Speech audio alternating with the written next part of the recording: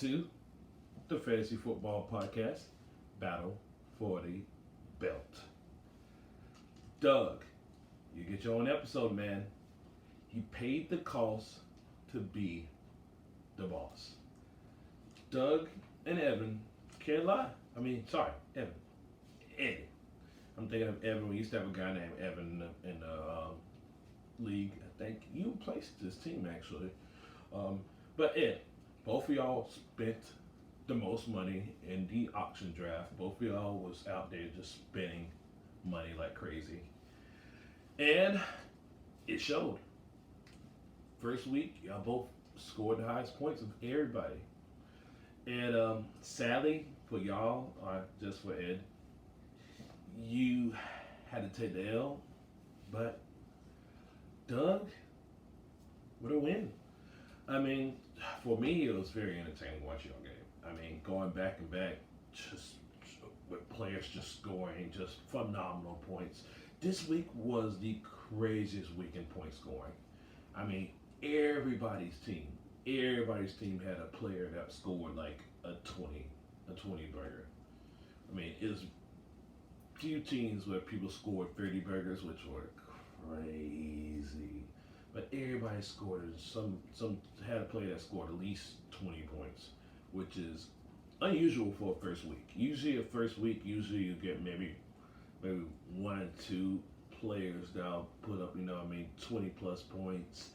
Usually, everybody's still stale from off season, and they've hardly done any work during the preseason and things like that.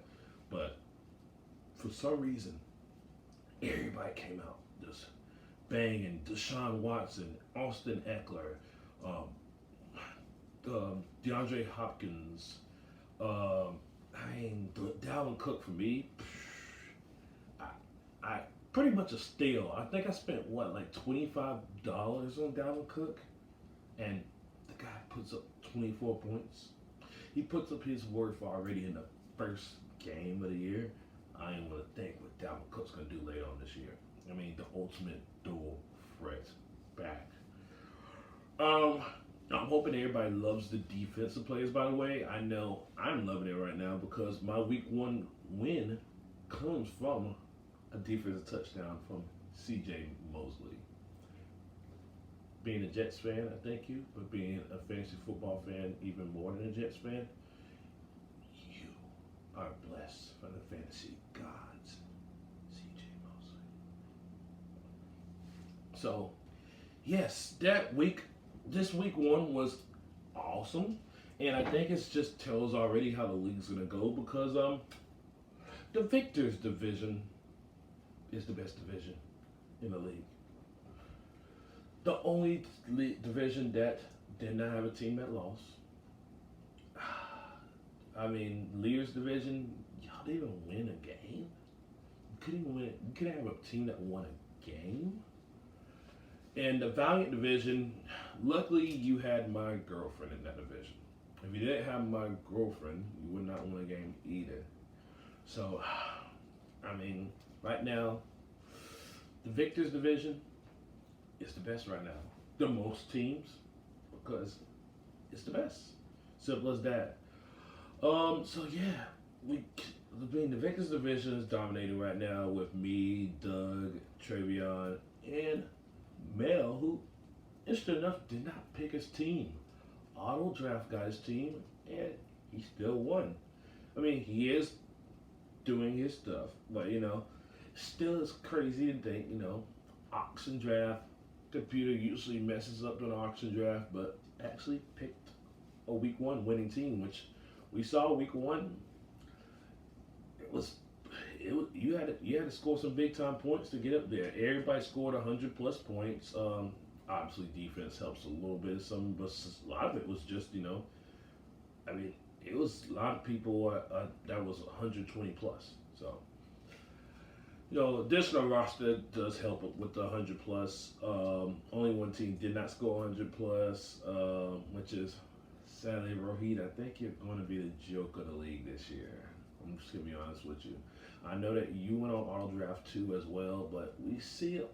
I mean, Mel went on auto draft and he won a football game.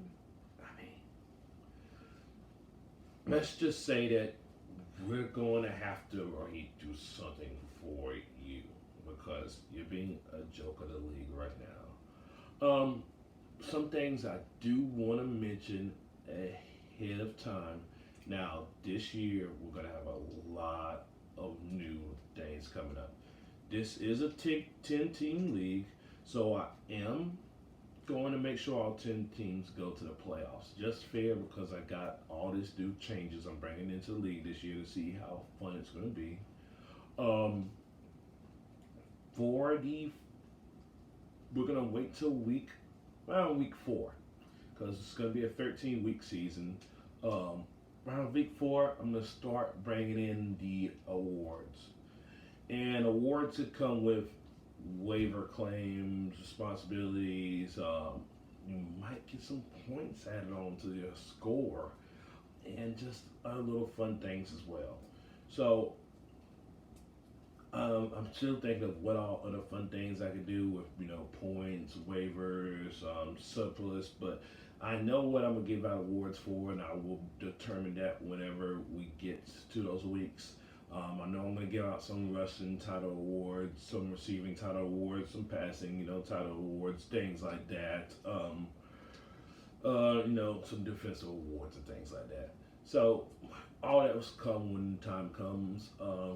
Definitely though, I'm definitely going to try to just mix it up. Try to make this league again as fun as possible. Week 1 was very fun. I like that the